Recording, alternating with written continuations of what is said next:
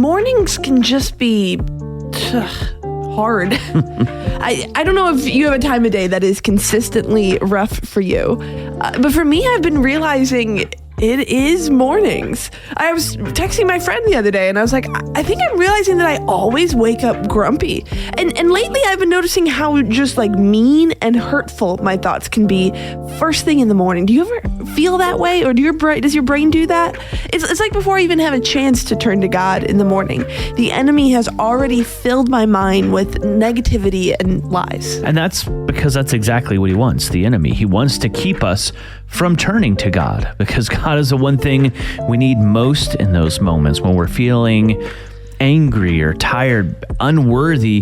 God is the place that we find compassion, forgiveness, and truth. I think one way that the enemy keeps me from going to God in the morning is a little seed of doubt, right? Maybe he's planted it in your mind too. If I go to talk to God, is it really going to matter? Is he going to show up? Am I going to hear God? Am I going to feel close to him? Or maybe it's just going to be more silence. Have you felt that way before? Like you're trying to hear from God, but he feels so far away. The Bible promises us that he's not out of reach, though. Jeremiah 29:13 and 14 says, "You will seek me and find me when you seek me with all of your heart.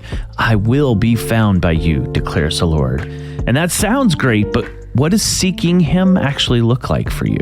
So recently, I heard somebody challenge believers on this, and I thought this was interesting. You know, a lot of times we'll say things like, I can't hear God. He's nowhere near me. I don't feel close to him. And this person challenged and said, well, maybe that's because you are filling your time and your mind with things that distract you from him, for music that degrades, or shows that put our minds on the wrong things, or constant, endless scrolling. Maybe that's why it's hard to hear him. So on the seeking him thing, it can be as simple as putting those things aside, making room for God in our lives.